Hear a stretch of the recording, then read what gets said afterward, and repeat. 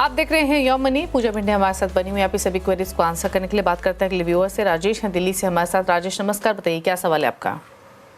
My question is that my monthly SIP are 10,000 rupees and I have given the 5 funds की मैंने आपको दिया है breakup. I just want to know कि whether my fund selection is correct or not, whether it is overlapping or not.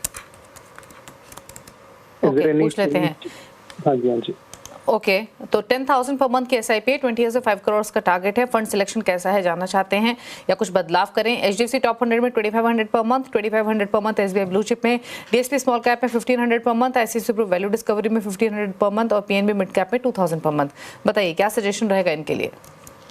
जी बिल्कुल राजेश, आपने जो SIP शुरू कर रखी है, the target that you have in your mind which is 20 years में you want to create 5 crores. So first let us talk about target. तो target के हिसाब से आपको अभी से 50,000 पर month की SIP करनी होगी to reach this target of 5 crores.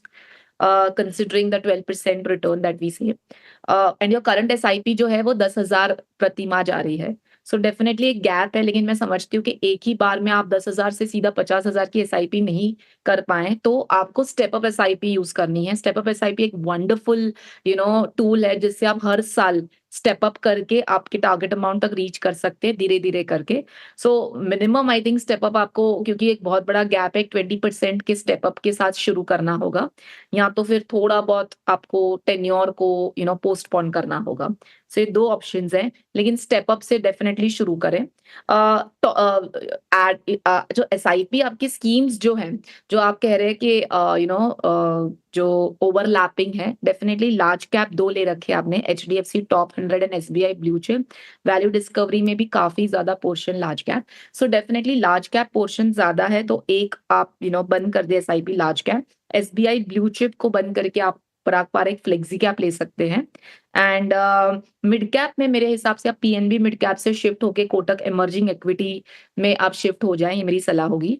बाकी small cap and value discovery is fine. In 5 fund से भी आप पोर्टफोलियो कंटिन्यू कर सकते हैं, और कोई ज्यादा फंड्स ऐड करने की जरूरत नहीं है। जो आपको SIP अमाउंट बढ़ानी भी है वो इन्हीं फंड्स में आप बढ़ा दें and you are good to गो।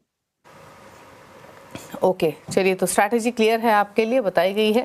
आपको निवेश करने की सलाह है कोटक इमर्जिंग इक्विटी, पराग पर फ्लेक्सी कैप से, SBI blue chip, PNB mid cap से आप निकलिए। 5 करोड़ के टारगेट को हासिल करने के लिए 50,000 की SIP लगेगी, या फिर आप स्टेप अप करें हर साल थोड़ा थोड़ा, ताकि अपने गोल को पूरा कर सकें।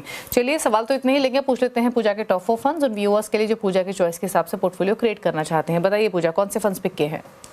जी बिल्कुल, लॉन्ग टर्म के हिसाब से SIP रूट से अगर शुरुआत करनी है तो हर एक कैटेगरी में हम डाइवर्सिफाई करें। तो कैटेगरी के हिसाब से Invesco India large and mid cap fund, Motilal Oswal mid cap fund, HSBC small cap fund and 361 का फ्लेक्सी कैप फंड। एक प्योर 100% इक्विटी पोर्टफोलियो है लॉन्ग टर्म होराइजन के लिए, लॉन्ग टर्म गोल्स के लिए। SIP रूट के थ्रू अगर आपको शुरुआत करनी है तो आप इन फंड से फिलहाल शुरुआत कर सकते हैं। शुक्रिया पूजा आपका ये टॉप 4 फंड्स बताने के लिए। Thank you so much show में आने के लिए। इसी के साथ एक ब्रेक के उस पर भी खबरें जारी CNBC आवाज पर। नमस्कार।